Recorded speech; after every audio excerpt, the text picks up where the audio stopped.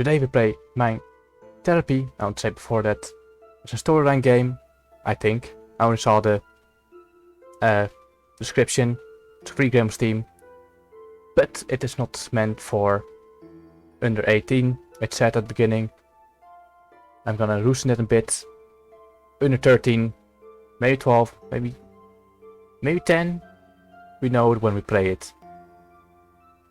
And yeah. Here we go. There's gonna be swearing, so you're warned. Be careful on the road. Naomi and I walked out on the noisy something avalanche. I know what the word means, but I don't know how to pronounce it.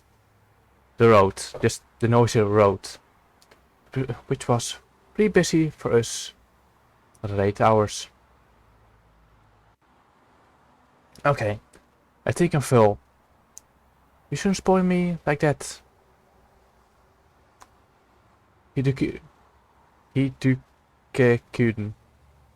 Kun. I'm just gonna say kun for the rest of the journey. You call that full?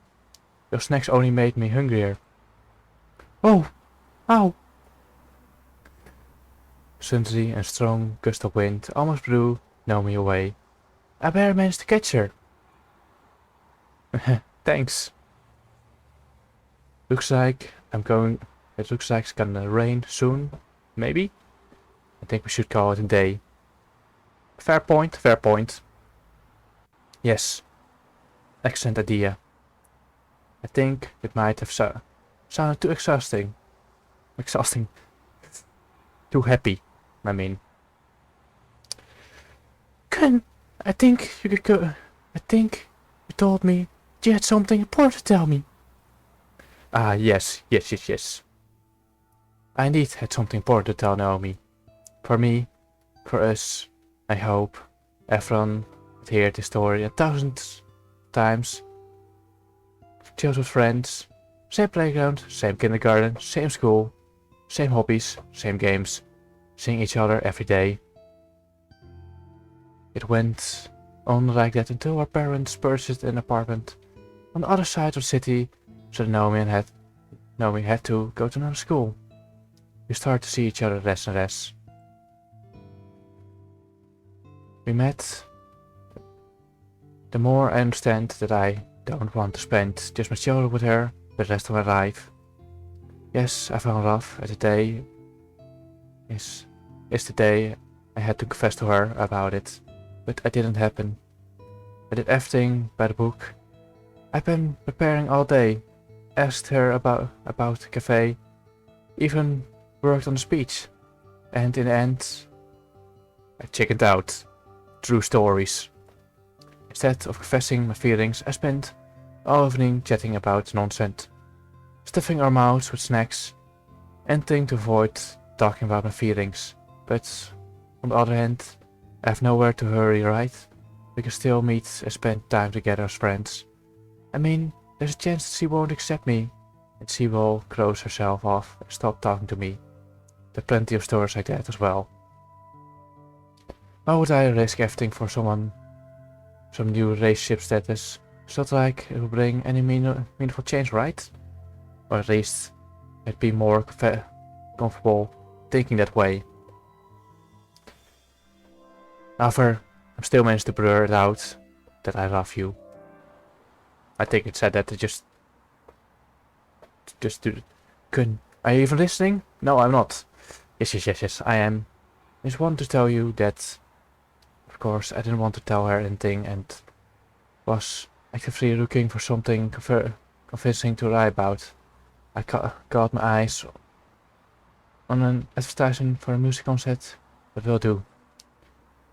That your favorite band is performing this weekend right in town, and I'll always have 2 tickets, of course. Seriously?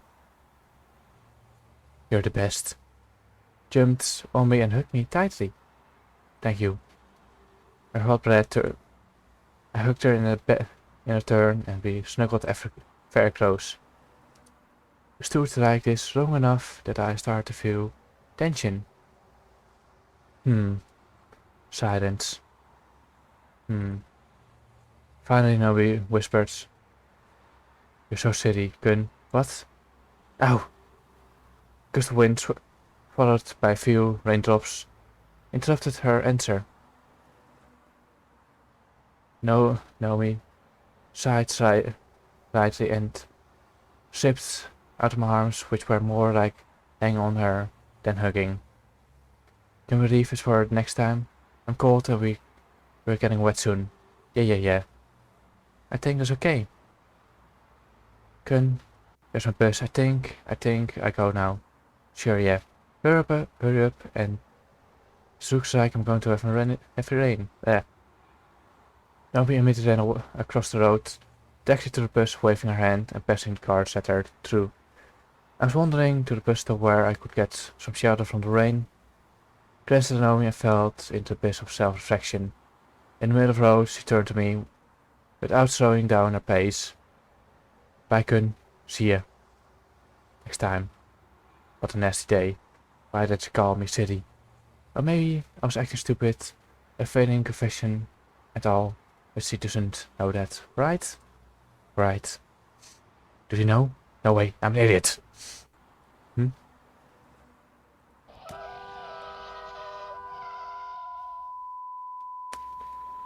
Ooh, he was dreaming. Naomi. Ah, for fuck's sake. Are you fucking... You're fucked in the head? Yes, I... You're fucking retard, aren't you?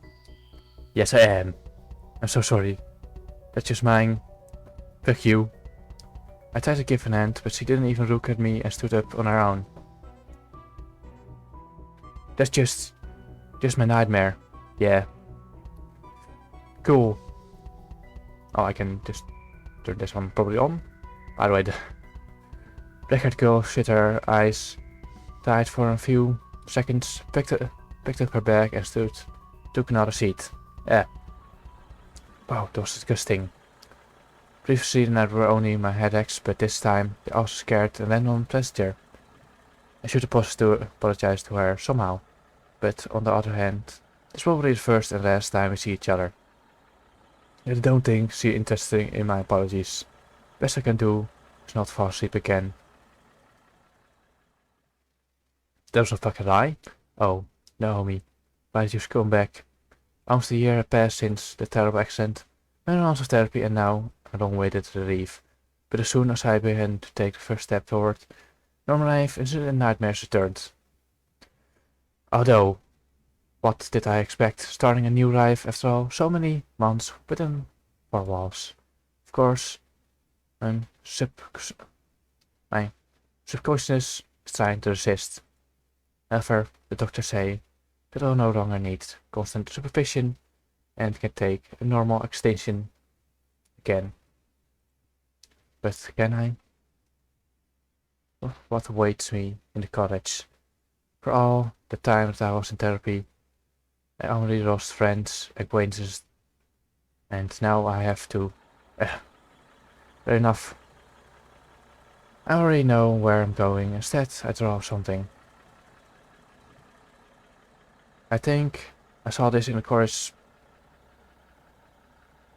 by psychologist and reconsidered if I have a future in visual art. I mean, an artist therapy course is not the best springboard for the future artist, but nevertheless, the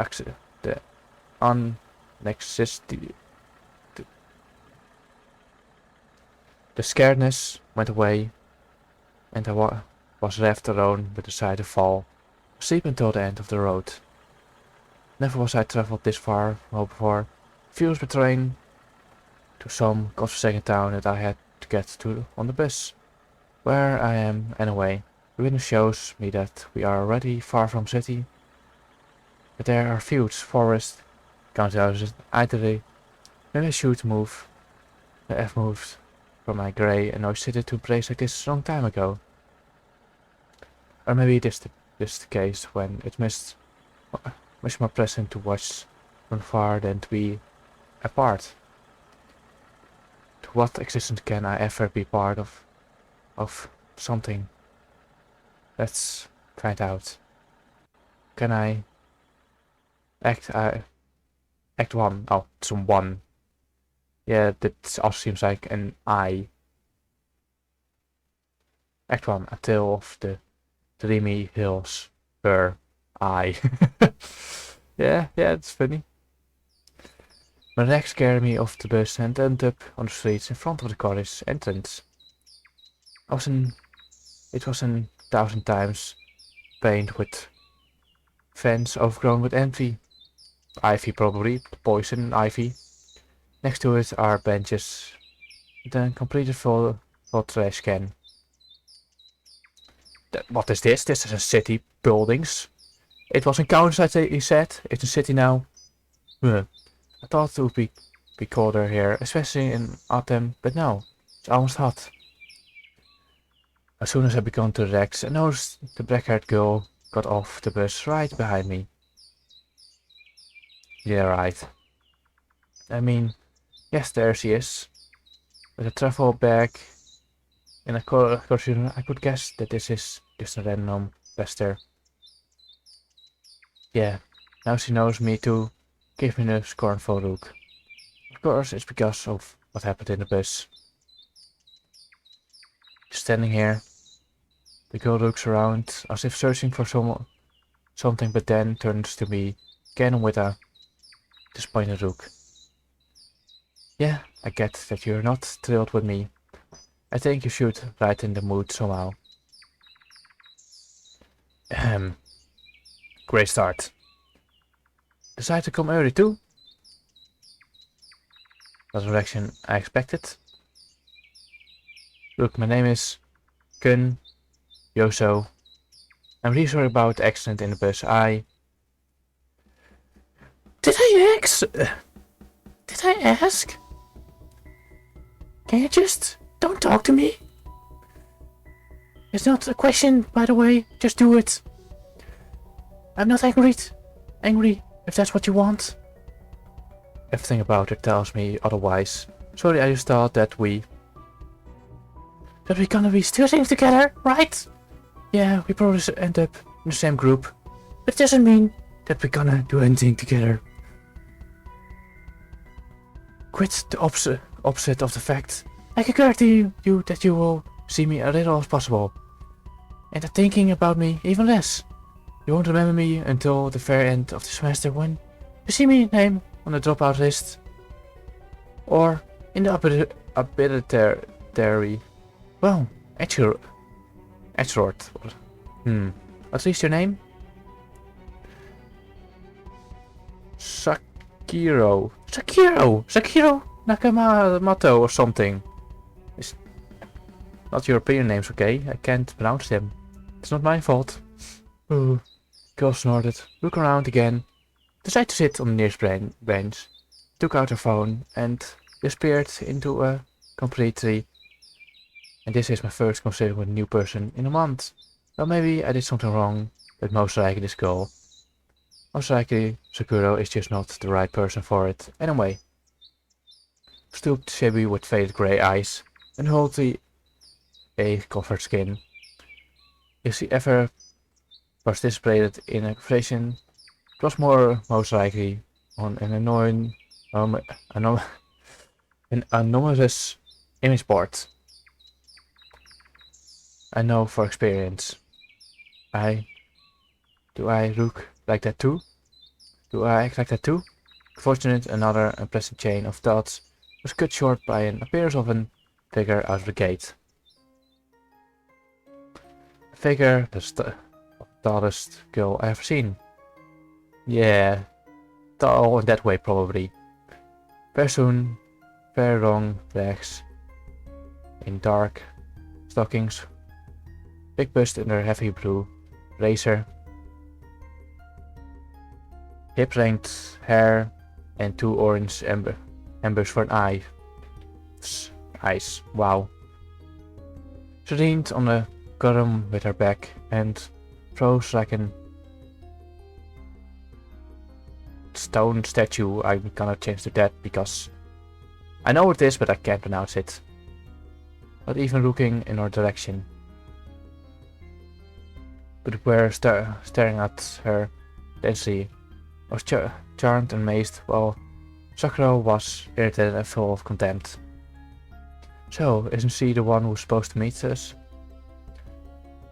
I glanced at Sakura as she was clearly not going to show any intention. I guess this tall stranger has some kind of weird aura. Next to her, you feel especially miserable. Not even know how to approach her, especially now when I just had a very unpleasant experience. You can't go wrong with a fake cuff. Or maybe you can. This girl clearly ignores us on purpose. Cool, not cool, very awkward actually. So I'm just gonna stand here. Or maybe I should sit on the bench. Oh, never mind. Sakura decided to occupy the completely by putting both of her legs on it. Honestly, I'm tired of sitting. Anyway, guess I check my phone then. No intent, the days keep getting better. Missed calls from Paris. I text them. Arrived. Call you this evening. I didn't want to call them this evening or at all. Or it became difficult after my traumatic experience. I think it was hard for them to come to terms with the idea that a kid was some kind of special treatment. I even remember feeling guilty about it. They always tried to stimulate my social activity in any way. On the other hand, I prefer to cut myself off from unwanted people. But I come here to get rid of my parents as well. Or finally made a connection with someone. Took another look at two completely distant girls. Doing great. Okay, I'm just gonna literally stare at my phone, pretending to read something until something happens. They did, and the bus arrived. That brought other students. They were already talking to each other, whispering, laughing. No one gave me or Sakura more than 2 seconds of their attention. But the tall one immediately attracted everyone Grace, and next to her all get quieter. So a small crowd assembled and everyone was obviously waiting for something to happen. Like right now, we were supposed to arrive at 8, now it is 7:57. Probably someone will come soon. Time passed, but it didn't happen. Okay, let's begin. Suddenly, with a loud clap, the statue came to life. She just stood there and made us wait. It's just like a punishment for being punctual or what? Okay, a different voice. Get around me. I counter you. She commanded us with a snap of her fingers. And it sounds like my body moved towards her almost on its own. Everyone was silent. The tall girl gave us a couple of quick looks. What is missing? Where is it? Too bad. This college number 137911. Her commanding tone immediately turned into a soft speech of a tour guide. I'm